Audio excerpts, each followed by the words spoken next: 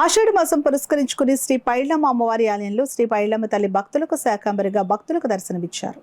SI చిదాపురం railway gate వద్ద వెలిసినటువంటి శ్రీ శ్రీ శ్రీ పైళ్ళమ్మ అమ్మవారి ఆలయం వద్ద కోకా వెంకటగిరి ఆధ్వర్యంలో కమిటీ సభ్యుల మరియు భక్తుల సహకారంతో శాకంబరి అలంకరణ జరిగింది. అలాగే అమ్మవారి ఆలయం వద్ద పారాయణం చేసే మహిళలు అమ్మవారికి సారి సమర్పించడం జరిగింది. ఈ సందర్భంగా కాయగూరలు ధనం సేవ రూపంలో సహకరించిన అందరికీ కమిటీ తరపున కృతజ్ఞతలు తెలపడం జరిగింది.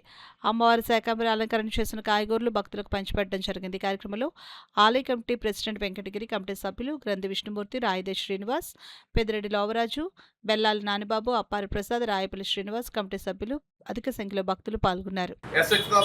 రైల్వే గేట్ వద్ద వెలిసినటువంటి శ్రీ శ్రీ శ్రీ పైళ్ళమ్మ అమ్మవారి ఆలయ కమిటీ సెక్రటరీ, నా పేరు కోకా వెంకటగిరి. ఈరోజు మా ఆలయం దగ్గర శాకంబరి అలంకరణ చేయడం జరిగింది. ఈ శాకంబరి అలంకరణకు చాలామంది భక్తులు కాయగూరలు, డబ్బులు అన్నీ కూడా విరాళంగా ఇచ్చారు. వారి యొక్క సహాయ సహకారాలకి మా కమిటీ తరఫున ధన్యవాదాలు తెలియజేసుకుంటూ, అలాగే ఈ కార్యక్రమానికి కాయగూరలు, డబ్బులే కాకుండా ఇంత పెద్ద కార్యక్రమం చేయాలంటే శ్రమ అవసరం. ఈ శ్రమకి మా చుట్టుపక్కల ఉన్న గ్రామంలోని మహిళలు ఎంతో కష్టపడి ఇంత అందంగా అలంకరణ చేయడానికి ఎంతో సహకరించారు.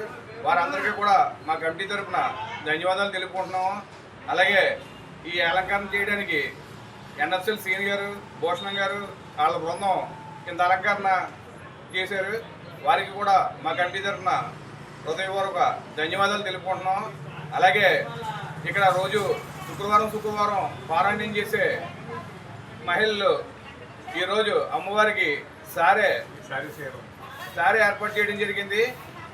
దాంట్లో భాగంగా వినాయకుడి గుడి దగ్గర నుండి ఒక 100 మంది మహిళలు సారి పట్టుకుని మా అమ్మవారి గుడి దగ్గరికి వచ్చి ఈరోజు సారీ సమర్పించడం జరిగింది. ఆ మహిళలందరికీ అమ్మవారి ఆశీస్సులు కలగాలని మా కమిటీ తరఫున హృదయపూర్వక ధన్యవాదాలు తెలుపుకుంటూ, మాకు సహకరించిన ప్రతి ఒక్కరికి పేరు పేరున హృదయపూర్వక కృతజ్ఞత తెలుపు.